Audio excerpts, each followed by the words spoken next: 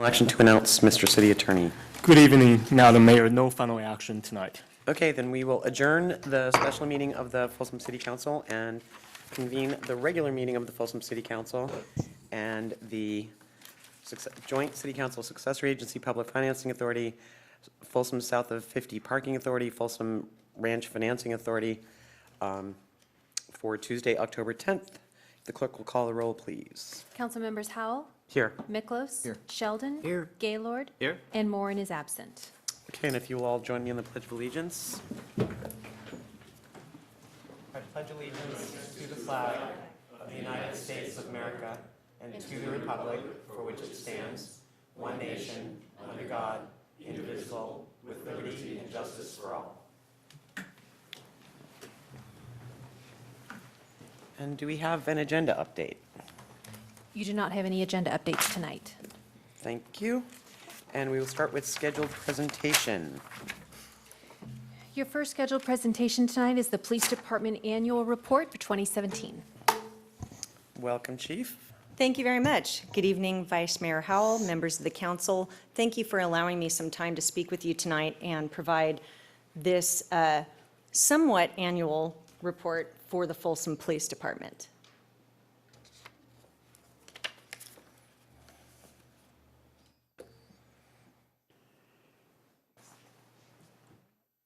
Went on there.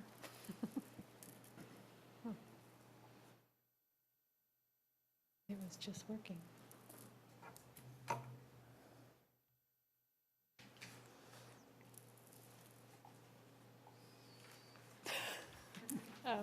You want me to wing it?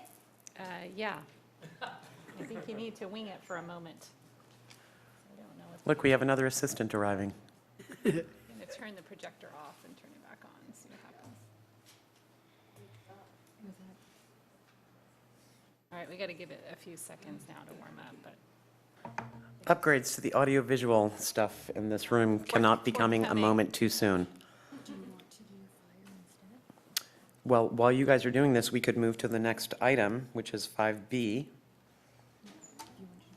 Okay, we'll do that while Elaine is trying to get our audio-visual up. And I've asked Councilmember Miklos, as our former fireman, if he would do this proclamation for us. Come on up, Chief Rodriguez. This is a proclamation of the mayor of the city of Folsom declaring October 8th to 14th, 2017 as Fire Prevention Week in the city of Folsom.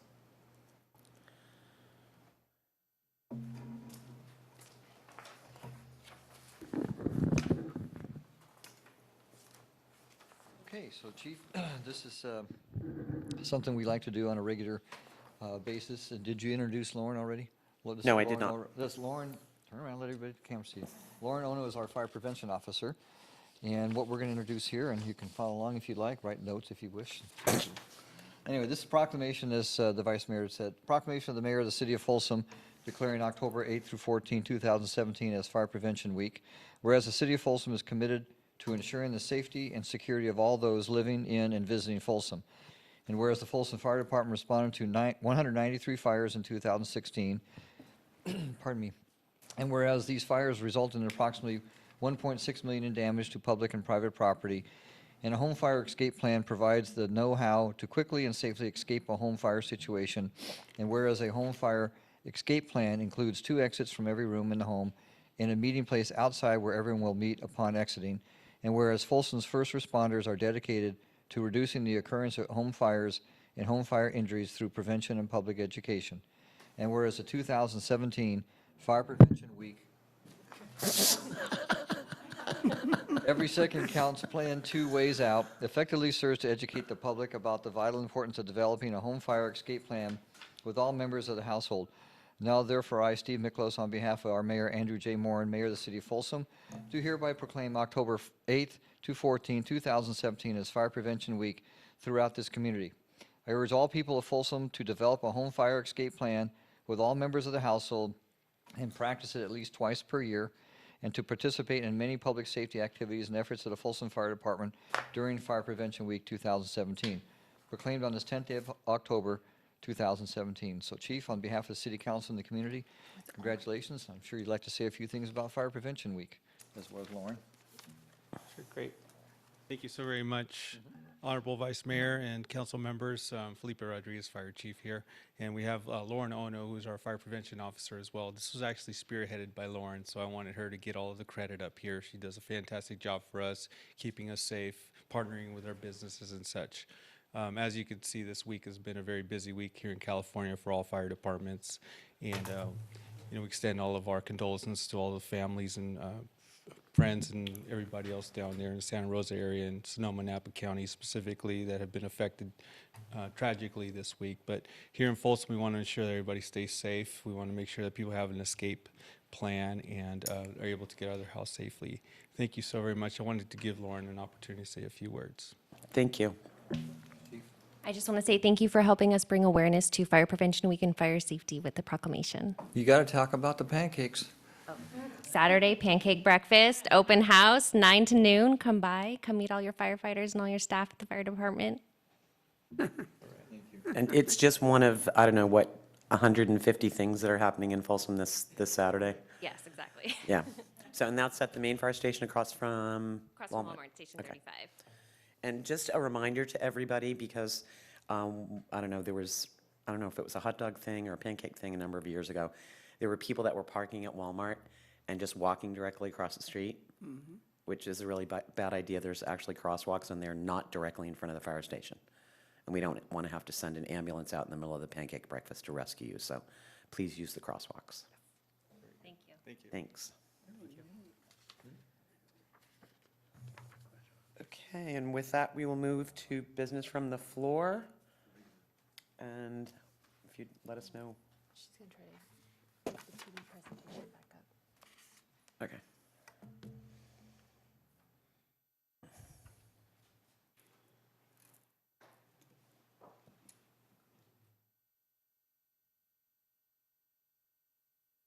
Just getting nothing. Chief Renaud, do you have the ability to wing it? I am going to wing it. So again, Vice Mayor Howell and council members, thank you for affording me the opportunity to speak with you this evening. Cindy Renaud, your Chief of Police, and here with members of the Police Department, Commander Rick Hillman with Patrol Operations, Lieutenant Eric Heischlinger with Patrol Operations, Lieutenant Mark Shanrock with Patrol Operations, Lieutenant Jason Browning, Investigations Division, our Technical Services Manager, Sherry Wrinkle, and our new wonderful, fabulous crime analyst, Gabriela Viramontes. Gabriela, let's give Gabriela a round of applause right now. And she is assisted. That's because she's new and wonderful and fabulous. Yes, and we're going to talk about her a little bit more as we go Okay. through some of these facts and statistics.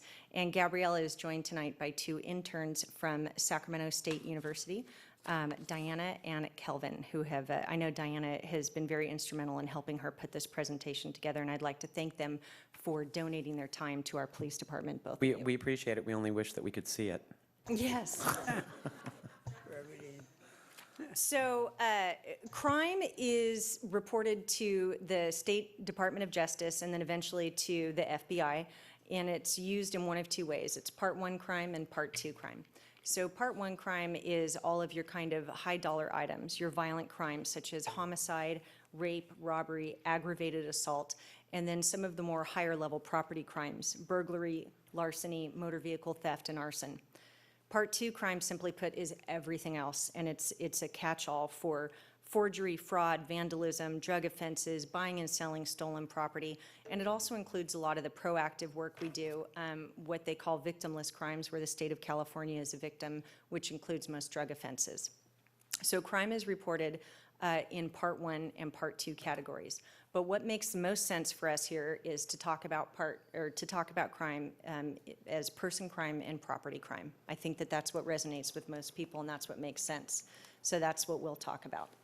Is it coming to life? I'm trying. Don't touch it. I'm trying from up here. Don't touch it. That's scary, yeah.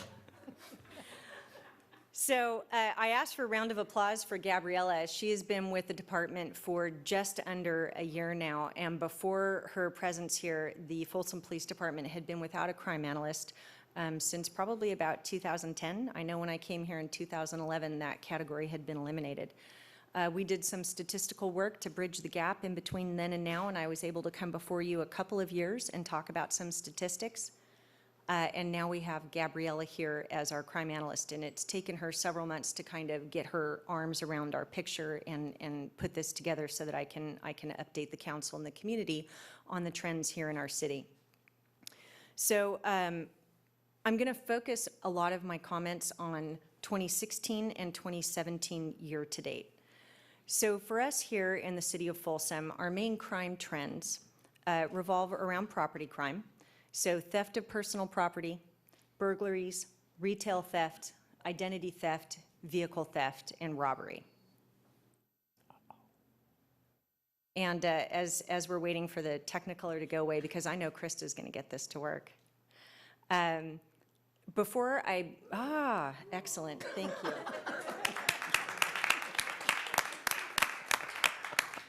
So let's see, I talked about part 1 and part 2 crime. And I was just starting to mention our crime trends. So the Folsom Police Department, our mission statement, which was created by the employees of the organization, and I say employees in totality through a series of workshops several years ago, the employees created our mission statement, which is threefold: serve with purpose, relentlessly pursue criminal behavior, and proactively foster positive relationships. In this first item with theft of personal property, this is an example of proactively fostering good, positive relationships throughout the city. And this story is specific to our business community. So we were having a trend of crimes, most specifically at Trader Joe's, Target, some of the other shopping areas throughout the city, of purses, wallets being left in a shopping cart, and they were being snatched and taken.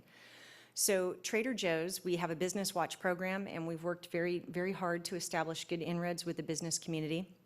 And through a combination of Trader Joe's and Target calling us, about these crimes that were occurring, and then through the work of Detective Rowberry, who recognized a video surveillance clip from Target of the suspect and went over to Trader Joe's, talked with the manager there, fostered communication.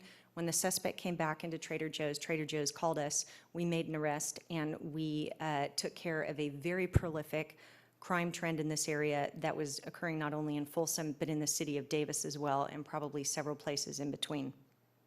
Not to mention, ultimately saved the criminal from a blood clot. Yes. And I'm actually, when I get down to the pudding bandit, I'm just going to let you brief that one, but I'm not there yet. So burglaries, as an example of relentlessly pursuing criminal behavior, we were having a series of commercial burglaries with a very similar MO, river rock being thrown through the bottom of glass doors to commercial businesses where video surveillance camera didn't capture. We had an off-duty detective who comes into work very early in the morning, driving through the city one day, and ends up seeing somebody who matches this particular description. This detective was instrumental in furthering the case through some leads in video surveillance, and eventually made an arrest in that case, and we stopped that commercial burglary series. This same detective, Detective Warner Herndon, was also tuned into some residential burglaries that we were having in the Barnhill area of our city. And in this particular one, the modus operandi was very similar from case to case. Detective Herndon had a clue as to some people that he was familiar with in the city that might be responsible for doing this. And through his pursuit and his investigative work, he and his team ended up stopping this crime series and making an arrest in this as well. So just some excellent detective work there. Retail theft, we very often have people who steal from a store at the Palladio, then bounce around to other shopping areas, end up at the outlet malls, and go back and forth. We had such an incident occur out at the Palladio. Patrol officers heard the call go out. They went over to the outlet mall thinking that the person might be going there. Lo and behold, a person matching that suspect description in the vehicle arrived at that location, and an arrest was made there. Identity theft is a concern for everyone in this city. While it is not a personal crime and doesn't cause physical harm, anybody who has been the victim of identity theft knows how truly traumatic it is and how much time it takes to extricate oneself from what suspects do in that area. So what we affectionately call the porch pirate, Detective Zach Wells, was assigned a case of some Bank of America cards that were being delivered to homes. The suspect knew these cards were being delivered, was there waiting and picked them up before the person could come home and get the card, would then activate the card and fraudulently use the card. Detective Wells worked this case and ended up talking with Best Buy, who had just a snippet of surveillance from when one of those cards was used at that store. And through that communication, Zach worked the case up and made an arrest in that case as well. Also, we had Patrol Officer Sergei Litmanov working one night when Best Buy again called in the report of a fraud in progress, described the suspect. Sergei went to where he thought the suspect might end up at one of the hotels in our city, saw him drive in a car matching the description, made an arrest, and that was quite a prevalent work by that suspect. So several identity thefts were solved with that arrest. Moving into the vehicle theft category, a couple of things about this vehicle theft. So along with our mission statement, we talk a lot about how Folsom Police Department takes the extra step when they serve this community, and we really go that extra mile to provide quality service. So Gabriella, our crime analyst, was looking at our stolen vehicle reports. And stolen vehicles are not a crime that we have seen much of in the past several years. It's just kind of waned off. But we were seeing an uptick. Gabriella was reading every single narrative on our stolen vehicle reports and noticed that they were being recovered in the city of Woodland, and some of them were being stripped.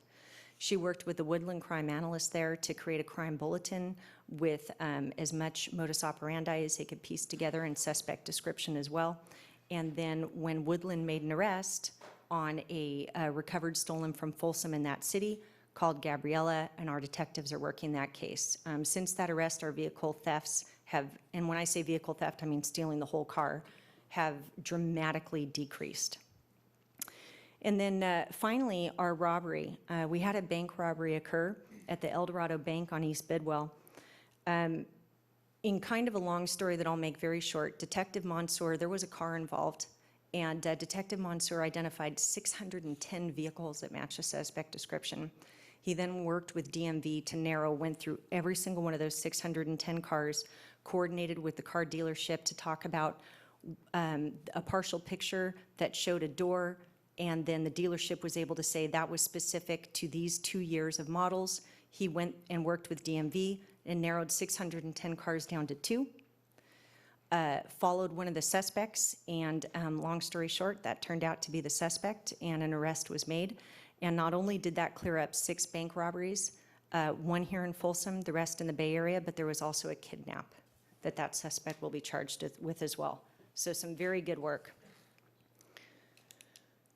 So in the past, when I've presented to you on crime trends in the city, I usually do a 5-year summary. I don't just do a 1 year to 1 year, because I don't think that really gives you the full picture.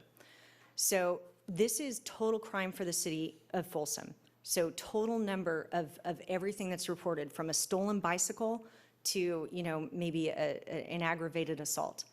You can see just from looking at the chart, and this will be consistent through the presentation, that in 2012 it's high, it starts to dip down, and then in 2016 we had kind of an anomaly year with some increases.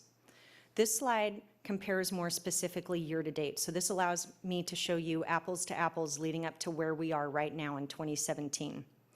And as you can see, decreases from 2013 on, with an increase in 2016, and in 2017, total numbers are beginning to fall again. In breaking down that 5-year summary, again going with person crime and property crime, just a quick visual on this, and you can see that aggravated assault on our person crime is the category that is responsible for the most volume of crimes. Aggravated assault also includes domestic violence.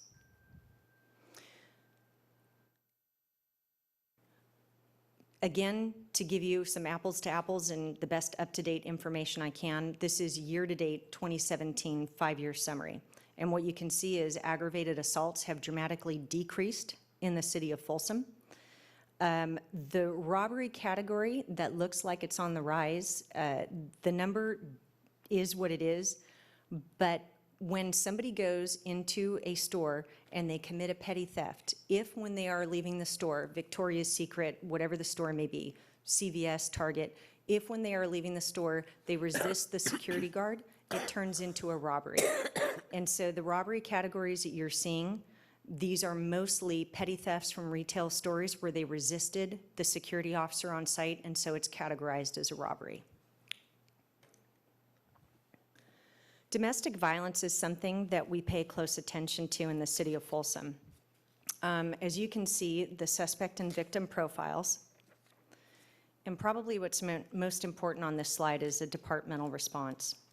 So domestic violence incidents do account for less than 1% of our total calls for service. They account for 3% of all reported crimes. We do have a detective who is designated as our domestic violence detective, has received specialized training, and is responsible for responding to incidents of domestic violence. And most importantly, we continue our collaboration with the Family Justice Center, which is new. And I just today got some numbers. They have served since their opening from July 11th, 2016 to August 31st of 2017, 1,337 clients. 30 of those are from Folsom. So our participation and support of the Family Justice Center is meaningful to our community members here in our city. Moving to property crime, which is the biggest crime trend in the city of Folsom, and property crime is what we deal with the most. You can see from the bar chart that larceny, which is theft, is by far the biggest category. That includes petty theft, shoplifting. It includes theft from unlocked vehicles. It includes all types of theft, and that is our largest volume. The year-to-date, the bar, just at a glance, you can see that the bar charts tell the same story as the 5-year summary does. So same issue, larceny is the biggest crime that we deal with, but as you can see, we are having some decreases here heading into 2016 or 2017. Cindy, what's the 10851? 10851 is stolen vehicle. Okay. And as I said, as you can see in 2013 and 14, stolen vehicles, it was beginning to be a crime of the past. It's easier to move into identity theft. It brings quicker riches with less of the risk. The increase in 10851, or theft of the whole car, in 2016 and 2017 is interesting, and you'll see that in the slide after the next one with an explanation as to why and how that's broken down. Hey, Chief, on the larceny, are you seeing a specific age bracket, or is it just various? It's various. Mostly adults, though, not juveniles. So a little bit of a deeper look at burglary and larceny for the year of 2016 and 2017 year to date. No surprise in burglary, 70% of vehicle burglars broke the glass in order to steal items of value left visible in the car. 40% of residential burglars made entry through an unlocked or open door or garage door. And the top items stolen in residential burglaries are electronics, wallets or purses, bicycles, and tools. In the larceny category, which is theft, most petty theft, grand theft, and theft of personal property incidents are again items stolen from an unlocked vehicle. Bicycles are the top items stolen in larceny cases, and shoplifting and theft of personal property incidents significantly increase in December, which I think is intuitive. Most people can understand with the holidays coming up. And the police department routinely does as much outreach as possible to talk to people about securing their valuables and securing their homes leading into the holiday season. So vehicle thefts. As I said, this was an interesting trend that many of the chiefs in the region talked about. When I first started my law enforcement career in 1991, what we called chop shops were really prevalent. Cars were stolen on a routine basis, and they were parted out for their seats, their car stereos. And then through good enforcement and probably just a shift in our society, vehicle thefts really started decreasing, and it wasn't a crime that was plaguing communities the way it had in the past, until about 2016. So as you can see from this trend, only 8% of the recovered vehicles were stripped for parts. 58% had no damage, 24% had minimal damage. 75% were recovered within 7 days, and 90% of the vehicles stolen were ultimately recovered. What that speaks to is the fact that the purpose for stealing cars nowadays is transportation to or from one neighborhood to another, or joyriding, but not with the intent to deface the car or strip the car or sell the parts. It's really more of a transportation issue in some ways. Following up with the last bullet point, that 15 vehicle thefts were failure to return to Hertz Rental Car as part of the Lyft driver program. Hertz Rental Car offered a program to Lyft drivers where they advertise, hey, come in and rent your car from us and make your money doing your Lyft driving, and then just, return the car. And it's a great advertising tool for Hertz. But unfortunately, for some people, in order to avoid paying Hertz, they would go and pick up the car for the day using fraudulent identification. And then when they were done, they would just leave it somewhere. So Hertz would call the police department, the license plate is entered in as a stolen vehicle, and then Hertz knows that when law enforcement comes across it and runs the plate, that we'll recover it and give it back to them. So Do they typically have GPS on their vehicles? I don't know.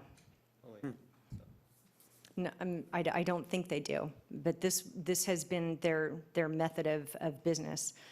And so we recover the car for them, and really the only negative is to our crime stats here in the city of Folsom. So we've been talking with Hertz about that practice, hoping to make some changes there. And then on this slide, what should jump out at you is you don't want to have a white car, because those apparently get stolen. Honda, Ford, Toyota, and Chevrolet are cars of choice. They're easier to steal than other vehicles, and for our suspects who are looking to use it as a means of transportation, it's easy enough for them to do.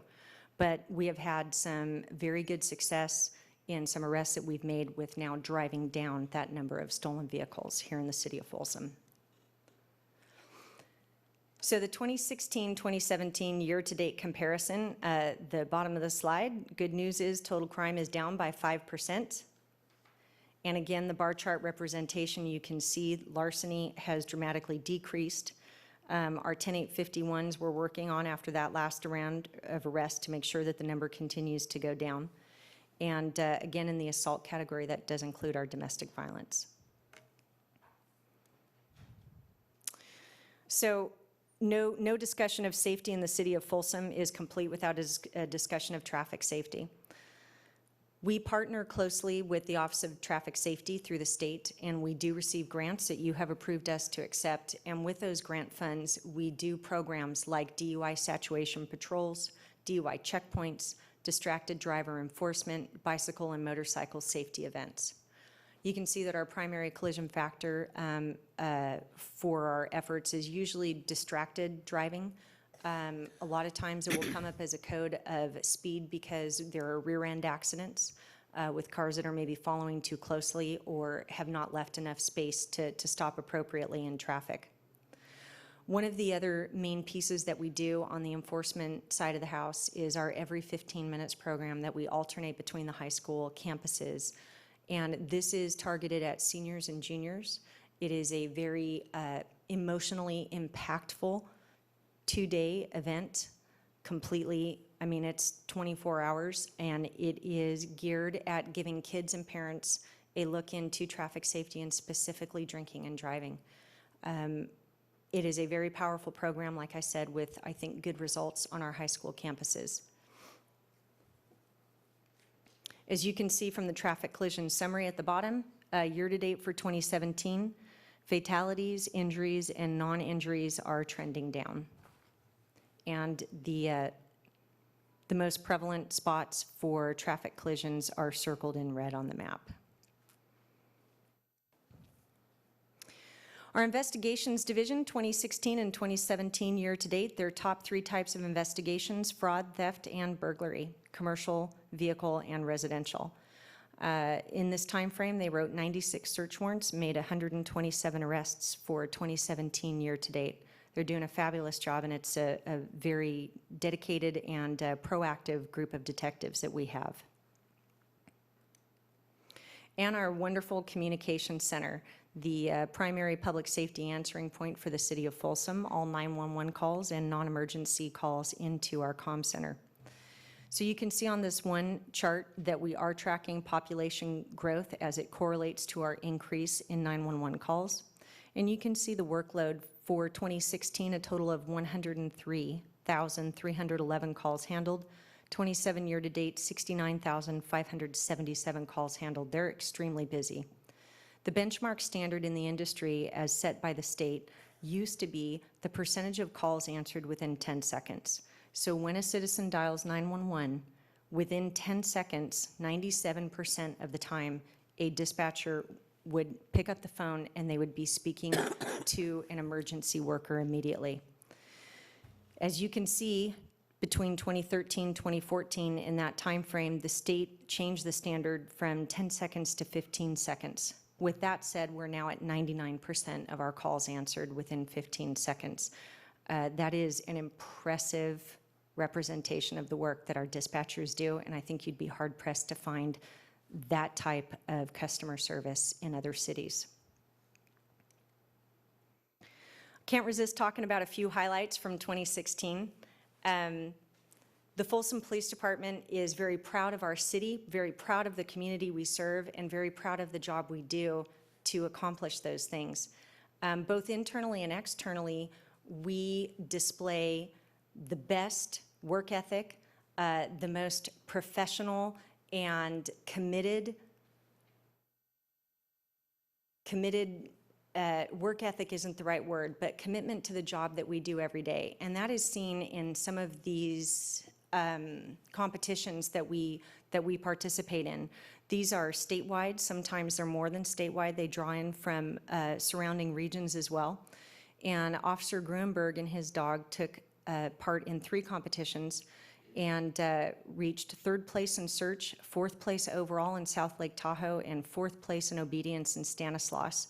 Officer Stockhow and his dog, 4th place obedience in Sacramento, and Officer Laraway, 1st place in the novice category in Lodi. Our K-9 unit did 13 demonstrations throughout the year at different events and schools. They are responsible for numerous locates of suspects and missing persons. We are very proud to have obtained the newest member of our K-9 unit, Trigger, who is an explosive and weapons detection dog. And if you haven't met him yet, he's wonderful. Our mounted unit continues their great proactive work throughout the city. We are looking at purchasing a new horse, bringing our total to 4. And our mounted unit participated in numerous community events exceeding 200 hours of in-service time. Our SWAT team maintains extremely high standards for themselves. They competed in the San Leandro Fitness Challenge and placed 5th overall out of 37 teams. Best in the West, 3rd overall and 1st place on the team assault. And in the San Leandro SWAT Challenge, 4th overall out of 30 teams. Our bicycle patrol just recently worked with schools for Bike Safety Day and chaperoned some of the kids riding their bikes to and from to honor Bicycle Day and bicycle safety. And then our honor guard with 10 officers assigned attended, unfortunately, more than one funeral for law enforcement officers killed in the line of duty recently, and participated in several civic events.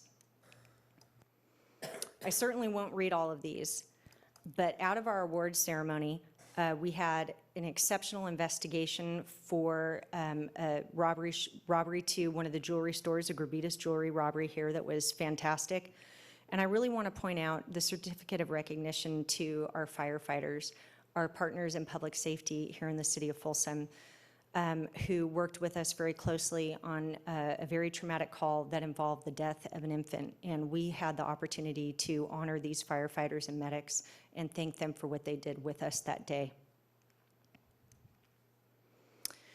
Lots of new staff and promotion, which always breeds life into an organization. And you can see that reflected here with, we're testing right now for all ranks within the police department, and we anticipate more promotions in the future, along with more new hires coming in, and we will be welcoming 3 new dispatchers October the 16th. That is your Folsom Police Department and an update on crime trends in the city and their efforts for the past several years, and most specifically year-to-date for 2017, and if there are any questions that I can answer. forgot to mention over $1 million assist with Bevmo for the, in Folsom. Right. I could stand up here for hours and talk about all the great work that's been done in the organization, but in particular, the Bevmo store here was a victim of a commercial burglary, and in researching that, we found that that ring was working all the way up and down the state and had stolen well over $1 million worth of merchandise, along with being very dangerous suspects that led to a vehicle pursuit as part of their capture down in Los Angeles County. But I think we were one of their only Northern California stores, and our investigators worked very closely to help bring those suspects to justice. I just want to thank everyone in police department as well as the fire department. I know that I've had a long-standing joke with Jason, as you know. Whenever I see him, the joke is, okay, you guys haven't solved any major crimes in like 2 weeks, what's going on? So every time I ask him that question, he's always got a great story. And it started with the arrest of the woman that was stealing the credit cards at Target and at Trader Joe's. And then it moved on to, I saw him at another event, and I said, oh, you guys haven't solved any crimes in like weeks, what's going on? And that was when he told me about the cow costumes having been yes. stolen from Chick-fil-A that made it to social media. And as to shorten the story, we joked about it. It's like, oh, sounds like kids. Well, he said, no, we're going to solve that crime. I said, well, let me know when you do. The cows did come home. Yes, the cows were rounded up in Placerville by an alert patron at a bar on Main Street, as I understood it, and the 2 people that were in the cow costumes were apparently overserved cows. So I'm happy to hear that Chick-fil-A's got their cow costumes back. And then the next time I asked Jason the question was when he brought up the pudding caper. Somebody left town, had their house broken into. The thief, apparently, in addition to helping themselves to whatever valuables, decided to eat a pudding cup. Left the pudding cup on the kitchen counter. Folsom PD takes the pudding cup, runs the DNA, and arrests the guy. So you know what my new line is. The police department guys have all heard it, but it's Folsom PD. The proof is in the pudding. Yes. I've got something I want to ask So Cindy. you guys are awesome. Cindy, what you showed us now, this reflects what kind of organization you run. And I think with those stats, we always say crooks are dumb, but they'd be dumb when they come into this town if they saw your report, okay? But I have a big concern. And I mentioned it to you many months ago, and I never pursued it. And because I'm more on the vandalism rather than crime. Now, either we have a large crew of enormous pigeons in this town, because the thing that's disturbed me, every time I ride down Bidwell, I drive down Green or Blue Ravine, and I drive Folsom Boulevard, is all the splattering of paint. Okay? Now, I've got to be careful of my friend over here, because every time I ask you something, he says, don't disclose your tactics. Either that pigeon is very productive in dropping the splatterings all over town, or we have somebody that's riding in a pickup truck with a balloon full of paint and just throwing it out. But it happens, it's been going on for over a year. And primarily white, but now I see they've gone occasionally to green and blue. I don't know if that's even, it has to be just by chance you run into him and happen to see him, because they must know. But that is a pain in the neck to me. Is there anything that we can do about that? Other than ask the citizens just to be alert? Because I'm obviously they're doing it in real weird hours, because you would have catch them at any other time. But it's all over town. We did look into that. Jason, Rick, do you remember what the outcome was? We looked at doing some investigative means. You're talking about Yeah. Greenback Lane between American River Canyon and the entrance to Negro Bar. And we did talk about some other investigative techniques, and we can re-explore that as well. We do spend a lot of time in that area. That would be a difficult crime. In Yeah. such a short span of time. Boom. You would have to, be hiding in the trees up there. People actually put paint in balloons? I imagine that's the only thing I I can almost don't even understand. want to talk about this because that would never occur to me to do that, and I can't imagine. Yeah, Sometimes we do have construction trucks going through the city, and I've seen it myself when I'm driving, that perhaps are overloaded and they don't realize that a can of paint is That's not what I would secure, expect and it to be, yeah. Yeah, I got a hunch it's not that. It's somebody riding in the back, or a couple riding in the back of a pickup. What did at you the- do growing up in Wisconsin, anyway? I didn't see that. I only saw that in California, okay? But it's, the city and all the crews that maintain our roads and everybody do such a good job of doing that. It's just a shame that somebody has got that problem and thinks it's funny to do that. And some of it has wore down, okay? But every so often, you're seeing, just drive around, you see the new splatters. It's not gone. Whoever's doing it's still running around here. we'll put that out to patrol again, but we did talk about it when you brought it to my Yeah, attention. I'm sure you did. Yeah. And I'm sure it's a long shot to catch him. But just, Doesn't I mean we hope he's won't. watching this TV and knows that we're still looking for him. He hasn't getting away from it. Steve?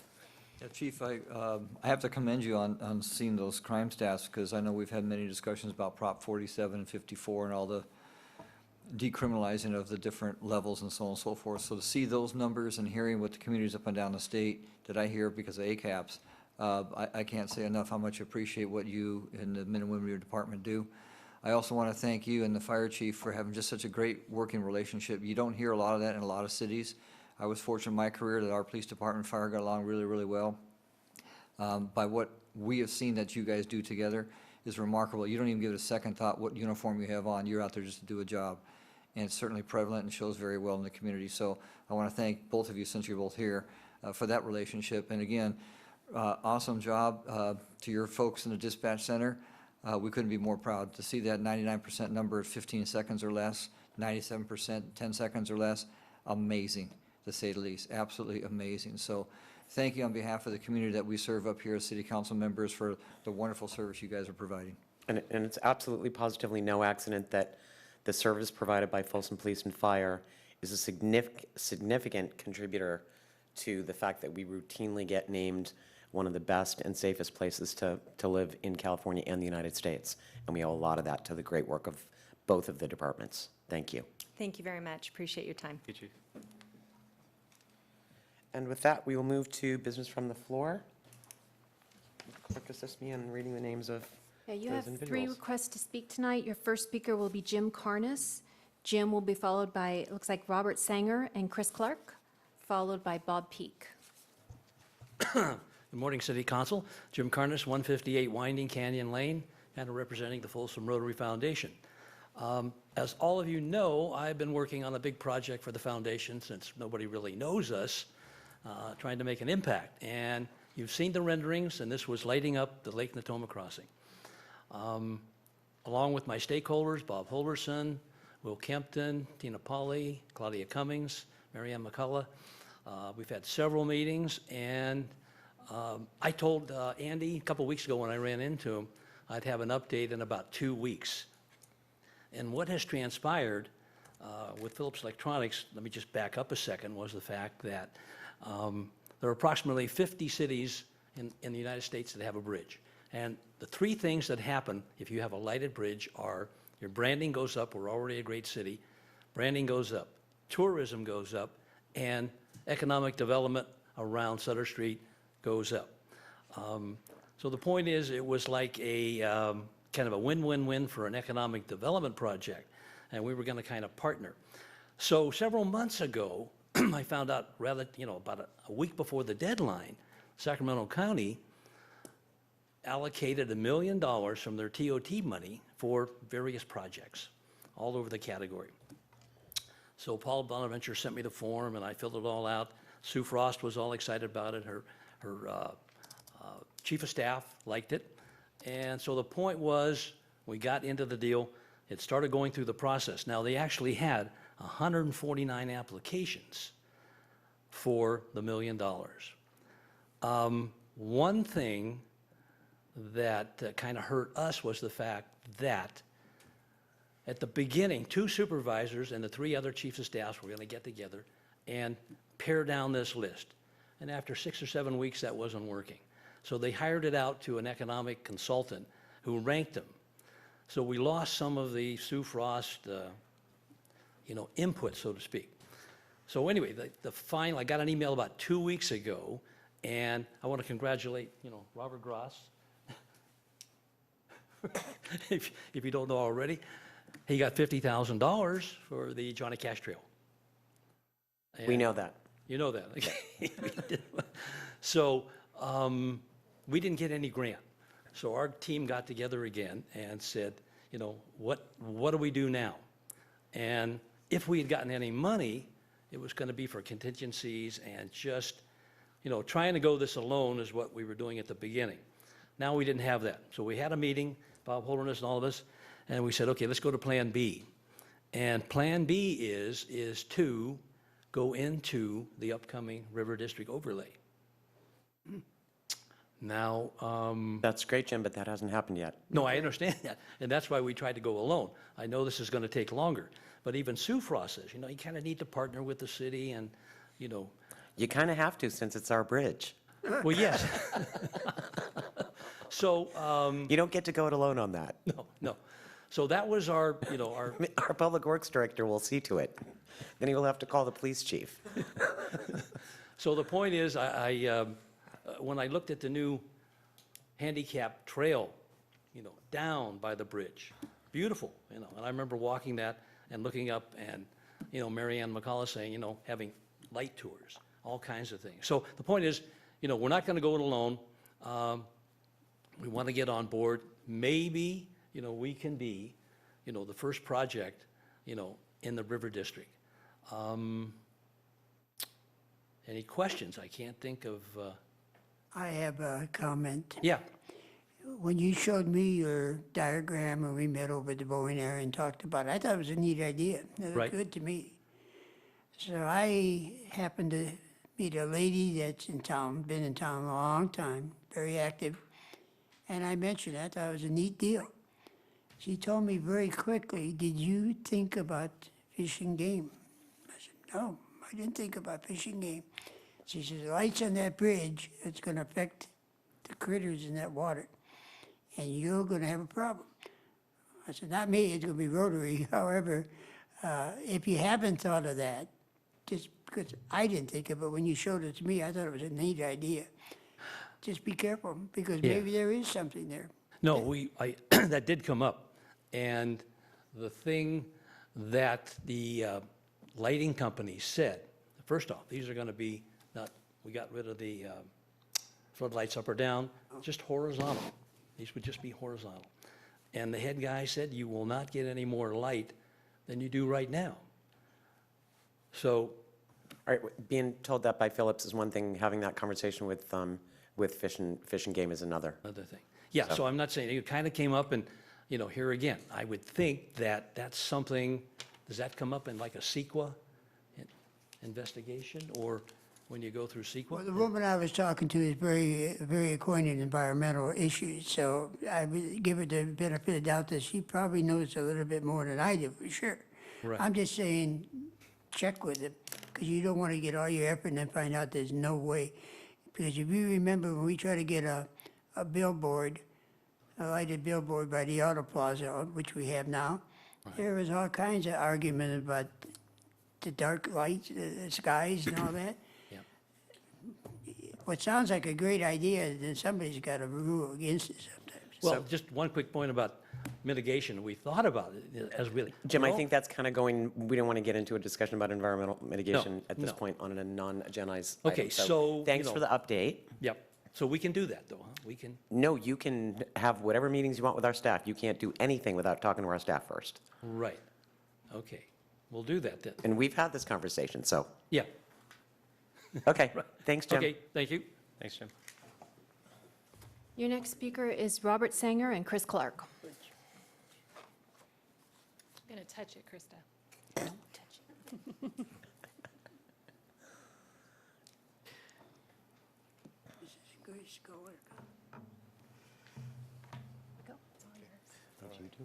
Good evening, Honorable Vice Mayor Howell and Honorable City Council. Chris Clark, Resource Development Manager, Folsom Cordova Community Partnership. Just wanted to address the council real quick about an upcoming event that we're having. Folsom has been fortunate enough to have 2 craft beer events, one in August with Tap Folsom, and of course, ours, Whole Lot of Brews in October, and with the craft beer boom still happening, and even with breweries opening in Folsom, we're really excited to have this event. But I just wanted to go over really quick. The event, we're in our 5th year. We started 4 years ago working with Whole Foods, and it's just grown. We are amazed of the ticket sales that we have now, and even more excited that the event is indoors this year. Last year it kind of rained on us, and but folks still came out, supported the event in their rain gear and goulash and everything else.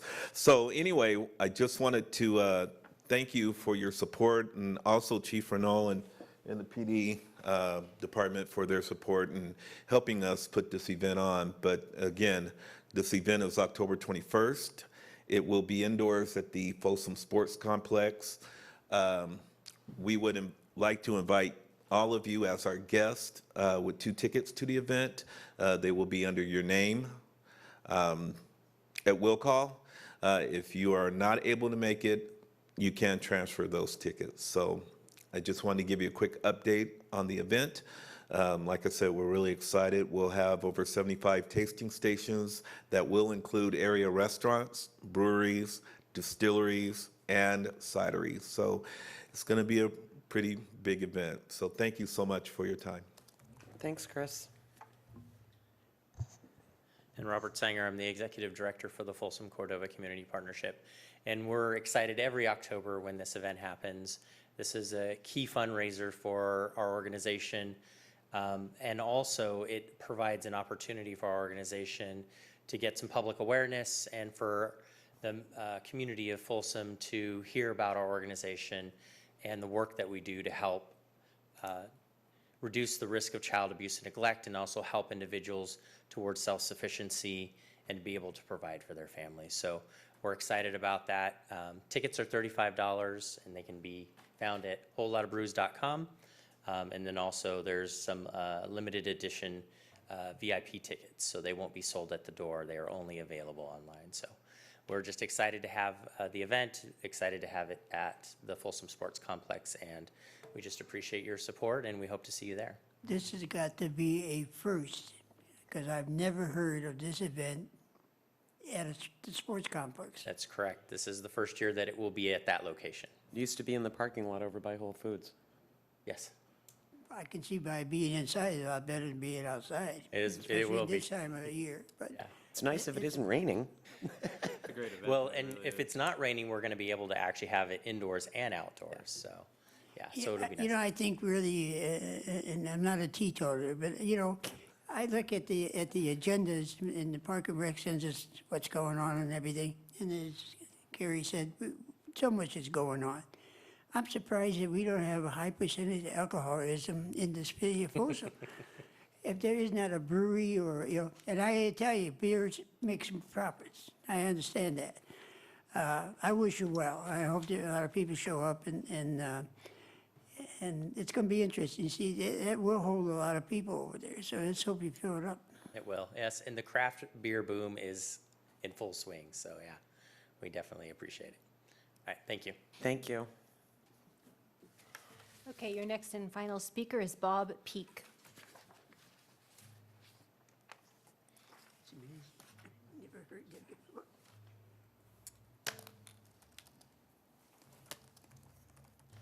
Good evening. Thank you for your time. My name's Bob Peak. I live at 125 Darrington Drive, Folsom.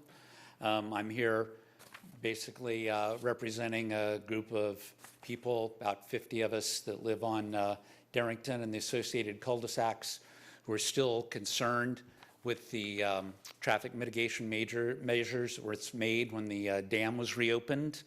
We're requesting that ingress and egress, the west end of Briggs Ranch Drive, East Natoma, take the opportunity for Johnny Cash Trail Park, which is going to have additional parking, additional traffic, additional reasons to come and go from that end of our neighborhood. We think this would be a good time to re-engineer that intersection for full turning movements as it was originally designed and engineered, restore the traffic flow to the subdivision as it was designed in 1990. And I've sort of gone over a little history there. I don't think you want me to stand here and read it. I will be happy to talk to you about it. But basically, the entrance to Briggs Ranch in 1991, there was one. It was a signal-controlled intersection at the west end, at East Natoma and Briggs Ranch Drive. The other Briggs Ranch Drive, across from what was then Dyke 8, is now Folsom Point, wasn't even an intersection. It was a 45-mile-an-hour through street, and this car, this Briggs Ranch Drive just terminated there. So when they shut the dam down and they were reopening it and said, hey, there's going to be an extra 5,000 cars coming across that dam, there was a group of people who lived on Briggs Ranch between the entrance and Willow Creek who were already upset at the amount of traffic through there. But when they bought the home, that was the main entrance. That was the traffic. When I bought my lot on Darrington Drive, I spent $100,000 extra to not live on Briggs Ranch Drive. I could have bought the model at 103 Briggs, and I did not do that because I didn't want all kinds of traffic through there. The efforts to keep people from, entering and exiting at that end has taken, Darrington now has to take traffic from, instead of 50 houses, up to 150 to 200 houses. And it's been a disaster for home values, for safety, for traffic there. And we would like consideration again with the additional Johnny Cash Park parking and activities to make sure that we can both go into and out of Briggs Ranch and quit funneling everybody down a 30-foot street that was not designed as a main road in Briggs Ranch subdivision. Thanks. We'll pass this information along to the traffic engineering staff. Thank you very much. And with that, we will move to the consent calendar. I'll move consent. Second? Do we have a second? Second? Motion and a second. Anybody want to pull anything for discussion? Call the roll, please. Council members Miklos? Yes. Sheldon? Yes. Gaylord? Yes. And Howell? Yes. Moving on to public hearing item number 8. Okay, your one public hearing tonight is item 8A. This is resolution number 10,014. This is a resolution approving the issuance by the California Public Financing Authority of multifamily housing revenue bonds in an aggregate principal amount not to exceed $45 million for the purpose of financing or refinancing the acquisition and construction of the Bidwell Point Apartments and certain other matters related thereto.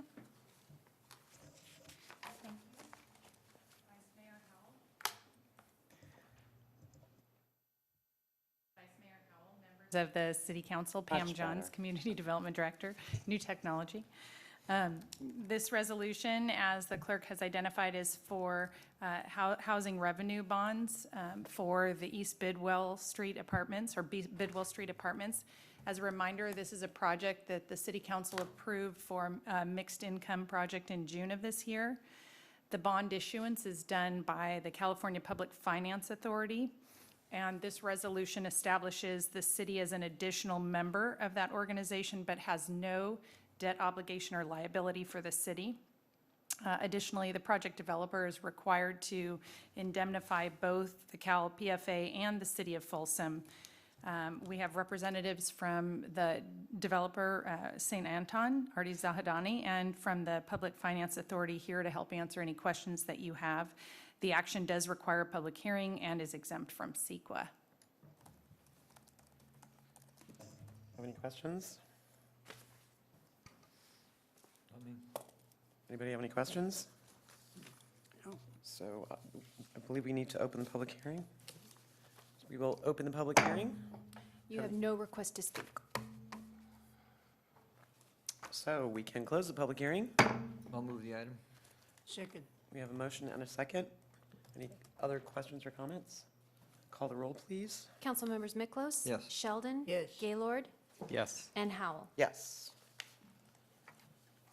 Move on to new business, item 9. New business item 9A relates to the Community Facilities District Number 20, Russell Ranch. You have two resolutions to consider. Resolution 10,015. This is a resolution appointing consultants, approving a proposed boundary map, and declaring intention to form a CFD to be named CFD Number 20, Russell Ranch, and to levy special taxes. And Resolution 10,016. This is a resolution declaring the necessity for incurring bonded indebtedness in and for the CFD Number 20 and calling for a public hearing thereon.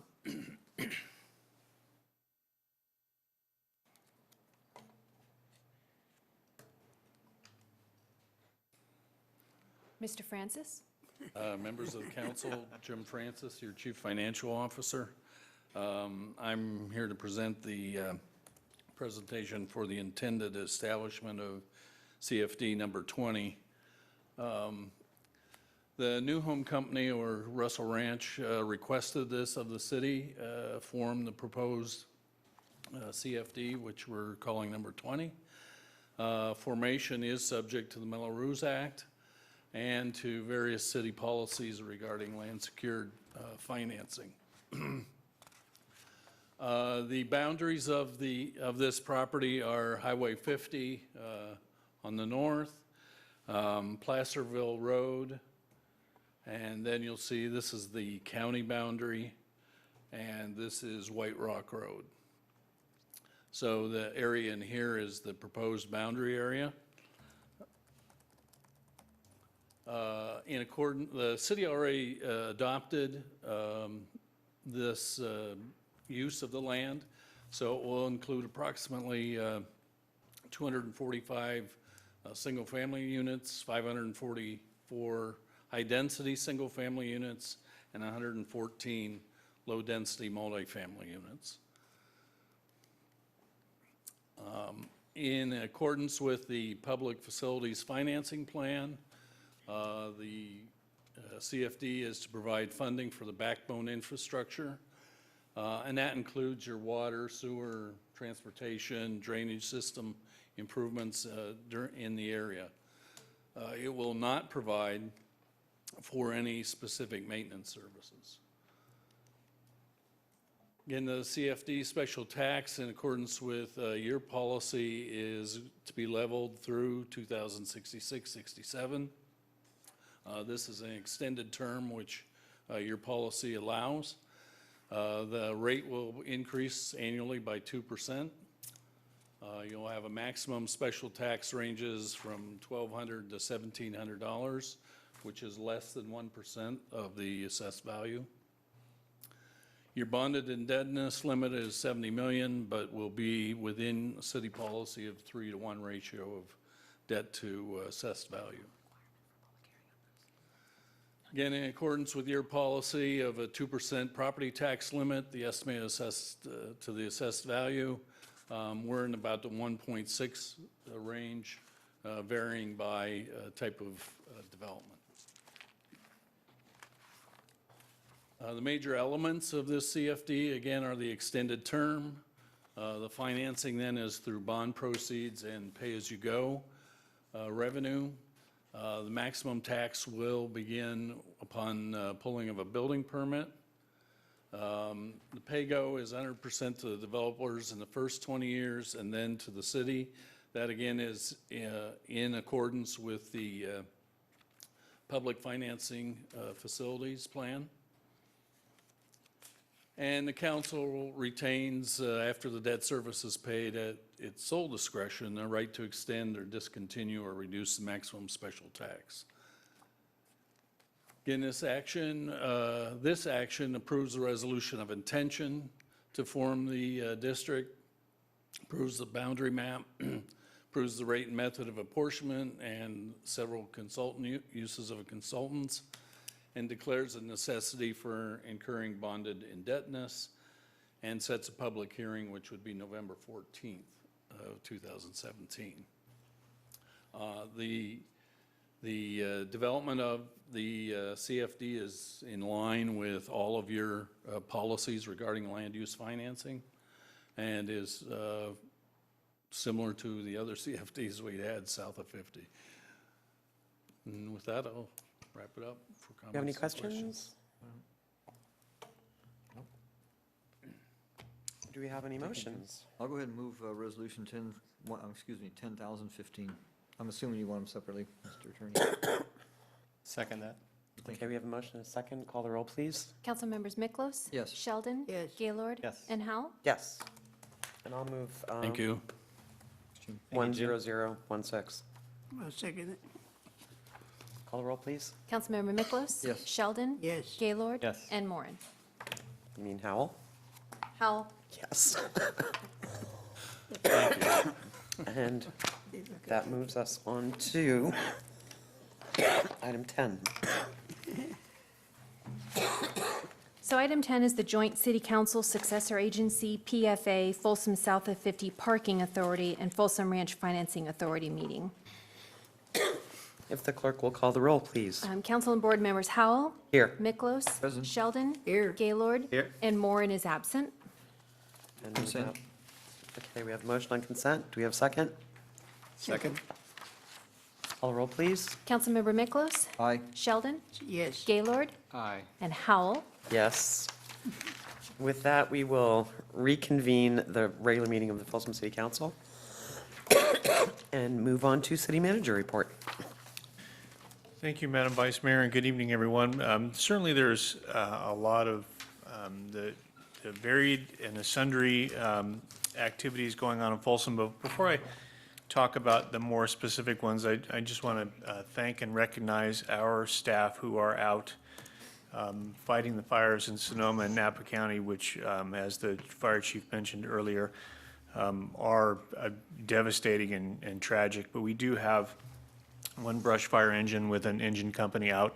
We have one fire captain that has been loaned as part of the incident management team and one paramedic. We will likely send more people. We also have public safety officers in the form of police officers and others that are being mustered in this region to respond to that area, just because of the significant amount of area and the density within the residential areas that are being covered. Oftentimes you hear of conflagrations like this being out where this is part of the rural lifestyle, right? But this is Santa Rosa, which is a very populated city, not unlike our own, although much larger. So this has just been catastrophic. They are calling for other types of support that is being coordinated through OES, and so I have passed the word down through our ranks that we would be mustering some folks in the form of PIOs and building inspectors should they be needed, thinking that these are chits in the karma bank, if you will, because we would certainly want to know that other cities around in California would be willing to respond to us should we have that need. So please keep your thoughts and prayers out there for those across California, because there are a number of fires out there, but particularly those in Napa and Sonoma counties, because they're having a very, very difficult time. Speaking of firefighters, it is a big week in the fire department that is going to be culminated with our pancake breakfast that Lauren mentioned earlier today, so I encourage everybody to go out there and not to be outdone. I know Robert identified what date the fire pancake breakfast was, and he planned the Johnny Cash opening for just that moment, being the competitive person that he is. And so I wanted to ask Robert to come forward because he has something for you and a little bit of an additional word about the big moment that we'll have with our Johnny Cash Trail. Thank you, Everett. As Scott is... Are we getting a shuttle bus from the ribbon cutting to the pancake breakfast? Ride a bike trail event. As Scott hands these out, just one note for the fire department pancake breakfast. Another option is to park in Lemby Park and walk the trail that goes behind the aquatic center, and you can walk right to the fire department. So you can avoid crossing Glen Drive altogether. So, you know, to the community out there, feel free to use the park. Well, you still have to cross Glen Drive. You just are better able to cross it at a crosswalk. No, I'm saying park in Lemby Park and then walk the bike trail behind the aquatic center. Oh, You can okay. walk sidewalk right to Station 35. Yeah, no streets crossed. So before you is a bag, but inside is the event T-shirt. So of the 1,000 things to do this weekend, we have 5 of them. So 8:30 Saturday morning is the ribbon cutting ceremony. At 9:30 is the community bike ride. 9:45 is the 10K run. 10 o'clock is the short course run. There's a festival going along the whole time, and then there's dinner on the bridge out among the stars. So if you are lacking something to do in Folsom, you are not trying very hard. And a final note on the dinner is that we do have about a dozen tickets left. So if there's anybody out there, out among the stars, you can purchase tickets online or call the Parks and Recreation Department, and we will hook you up. And I love the little announcement. I don't know if Katie told you, but I looked at it today and sent an email. It basically says, it may be chilly, so bring a jacket. I just thought that was so parental. It was as if my mother was calling to tell me to bring a jacket. I just thought it was very Nowadays, if we sweet. don't do that, we'll just get criticized. You didn't tell us it was going to be cool. But the weather report's actually quite nice, but the high for the day is mid-70s, so it'll be, in the low 60s by the time the event's over, so bring a light jacket. And I've had a couple of other people ask me what the attire is because they didn't really understand that elegant country casual. I said to the person that asked the question, I'm pretty sure that means it's okay to wear cowboy boots. Of course. Make it whatever you want. It's all good. Yeah, it's going to be fun. Good day. Good day in Folsom. Thank you. Okay, thanks, Robert. And thank you for that, Robert. And just one last thing, I was reminded by my good friend Calvin May, who I don't talk to as much these days as I used to, that on November 13th is his 242nd birthday of the United States Navy. And so I know Cal looks out for all those things Navy, and I appreciate him checking in with us and passing along that word. So happy birthday to the United States Navy on 13 October 2017. And with that, good evening. Okay, Roger? I think I had the chance to participate in the Glow Run, which was awesome. It was a great event. And with all the good things said about Folsom PD and Folsom Fire, one thing I've noticed in this capacity is the integration from your staffs and yourselves at every event, not only there working, but actually participating. I think I passed by the fire chief on the trail with his family, and right on the other side was Officer Beatty running in full uniform. So it was inspiring. It's always inspiring to see, so thank you so much for that. And I'm super excited for the cash trail opening, so can't wait for that. Thank you. Ernie? Yeah, first, Cindy, I want to apologize. I lost track of my emails. I don't know why. I only get about 50 a day. But I missed your ceremony on the 5th of this month. You're swearing in, but I'll watch the 13th. I believe you said whatever the date with the dispatchers. So I'll keep an eye out on that, do better. There's 2 areas, a lot of times we sit up here and we approve things, but we never really go out and look at them. Well, I decided I was going out and look at 2 housing projects that we approved quite a time ago. And one was Harry Elliott's project over on Gulf Links. He's building 63 homes, single-family homes. And that was quite controversy in the neighborhood for a while because they were going to do apartments instead. And that was changed, and he made a good change. What amazed me is of 63 homes, 62 are already sold. There was only 1 available. That was about middle of last week. So I went into the apartments, and they're fantastic. The architecture and the design and everything was just perfect for that area. So kudos to Elliott and the developers because it turned out real well. So from there, I decided to go down to another area I was pretty hesitant about, and that's west down by North Shore. Park Shore. And they're the ones that are real small houses altogether, okay? Well, they have 143 homes going in there, and they already sold 100 of them. So kudos to the people in the development on the marketing, because they obviously know what they're building is going to sell, because they are selling. And I walked into those apartments and went through all that, and I had the same reaction as I had with Mr. Elliott. They really did a nice job of using the space. A lot of creativity, because they weren't that big, but when you walked in, you said, boy, this is big. And when you look at the square footage, it's not that big. So they did a good job. I wanted to just comment on that. So for Pam, I'm going to give Pam a check, if you would. on your arborists, would you, I'm getting a couple calls about they're worried, especially with the fire that the city manager talked about. There's some trees in the town that are dying, the grass is coming up to where the limbs are coming down, and they're afraid that if it ever, a grass fire, it'll go right up in the trees and we'll have one heck of a thing. So if you could just, you're probably gonna get a couple of calls because I directed them to you, and just say that you may want to take a look at them, if you don't mind. Absolutely. The arborist starts next Monday, so Oh, good. thank you. And it looks like another good opportunity for See-Click Fix. Yeah. And also, Dave, I want to give you a tour if you don't mind. And I think it's Smudby's responsibility, but maybe you can do this. The new neighbor moved in at 7260. She's at 30, no, 7226, excuse me. Pine Grove Way. And they have small children, and the street light right out where they need to have some light is gone. So if you could just pass that, and probably Smud is responsible for it. That would help. That's it. Steve? Yeah, just a couple quick things. I want to say thank you to Empire Oaks Elementary School. They invited me out to speak to 3 third-grade classes, and I always say it's an opportunity for us to learn. I have to say that because I was very impressed with the teachers, because what those students knew when I got there was very impressive at that age. So thank you for Empire Oaks Elementary School hosting me to speak to your 3 third-grade classes. Last Friday, it was an all-day SACOG retreat. SACOG is the Sacramento Area Council of Governments. Thank you, Elaine, for participating in the afternoon. I bring that up because we have a lot of new members, a lot of members that are going to be turning over very soon, and we have an executive director who's only been on board now, a new one for 6 months.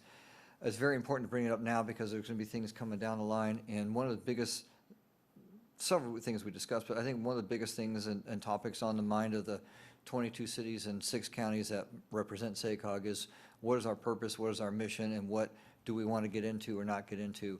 And that was a very lively discussion, not only my committee meeting, because I chaired a government relations public affairs meeting on Monday that carried over from some of the other committees, and then we kind of funneled all those conversations in a more direct, concise manner on that Friday. So there'll be things coming down the line that I certainly recommended as a representative of Folsom that we should do and shouldn't do. I also made several recommendations on how to prepare and disseminate information, because we do, in my opinion, we do a above average job. In fact, I would say an outstanding job plus. When we put out our staff reports, we're very clear and concise, not only our intent, but I think we write our staff reports, and congratulations to everybody within the city that puts out the staff reports, that it's clear for anybody that's not in the, I call it the inner circle. In other words, we always generally know what's going on, but sometimes we, not now, but years when I got on, we were writing staff reports like we're talking amongst ourselves, and the citizens would go, what the heck are they talking about? I had an opportunity on Monday on a particular staff report that was brought to our attention. It wasn't as clear, and the explanation I got from one of our higher level executives within SACOG was, well, we all knew this, we all knew this, we all knew this. I said, exactly that. That's the problem. We got to write staff reports that are open, transparent, and very concise to the general public that's not in the know of what we all talk about. It was very well received by not only himself, but also new executive directors. So that, I got to say, is a huge change that's going to occur even more for the better. We started doing a little bit, but I think it was pretty clear by our committee, there's 9 members on my committee that were unanimous in saying, you know, you got to do a better job on this, because the misinformation by the intention of what the staff report was lacking led a lot of jurisdictions to give me phone calls and other members, senior members of SACOG, I should say, of where we were heading this particular item, and we were able to culminate those directions at the retreat and basically kind of settle people down. So I bring this up now because there are going to be subsequent things I'm going to be bringing up to you that have come out from this retreat, such as more of what we're going to do is called shared services. Shared services, though it's facilitated by SACOG, and all that is jurisdictions can either share information. We also have some real exposables and disposables that you can share, such as some jurisdictions buy into a pool for oil, as an example, or gasoline, or technology, and things like that. SACOG helps facilitate putting communities, or I should say, other cities, communities, municipalities together with others to help share that information or help purchase things. So we're not going to be in that business, but we're the facilitator to help all those people that we're serving. We're going to see some expansion on that. We're also going to have some more definitive guidelines on what we will not do, because too many people think we do it all. and we had to get back to that charge. So it's a very exciting retreat. It was something we haven't done in quite a number of years, and I'm condensing a lot of work and a lot of exercises that we went through with, I think, all but 4 from the entire board were there, which is pretty remarkable, to say at least, when you have 31 members, elected officials in a room at one time, to get all but 4 of them there, that was pretty remarkable. So very exciting, very challenging, some of the things that they're looking at, and I'll keep you guys up to date as things come down the line and decisions are being made, or at least being proposed, because some of them will require me to bring them here for action for the city council to tell us what our opinion is, not just mine. So I bring it to you ahead of time, so you're going to be hearing some of that more in the future. Again, thank you, Elaine, thank you, Everett, for allowing the opportunity to make sure the executive staff was there to share some of the concerns I brought to your attention, and you allowed me to bring Elaine with me. So we had some ears from the executive staff as well. So, and that's all I have. Thank you, Steve. I just had the opportunity to attend a bunch of events last weekend, one of which was a fabulous event, which was a dinner that was at the Cohn Mansion, also known as Glenn Fate's house, it was a benefit for the Historical Society. It was a lovely evening, and Candy Miller, longtime activist in the Historic District and longtime member of the Historic District Commission, was named Folsom's first history hero at that event this past weekend. So it was a great fundraiser. It was a really fun event, and Glenn is hoping to do that as an annual event at his home to benefit the Historical Society. So that was fun. Had the opportunity with a number of my friends from Folsom to attend the White Dinner in downtown Sacramento, and our Community Services Director was also there. That was actually a very fun event, and I'm hoping to be able to attend next year. Looking forward to all of the events that are taking place on Saturday. And in addition to that, as if that wasn't enough, there's also a peddler's fair, I believe, on Sutter Street. I think there's another run somewhere, and there's that dog jumping contest. Dogs jump into a pool at no, it's not Bark and Splash. That's the one at the pool. It's Splash Dogs, and that's is it at Broadstone Marketplace? Yeah, by Bel Air. Again, it's getting darker earlier.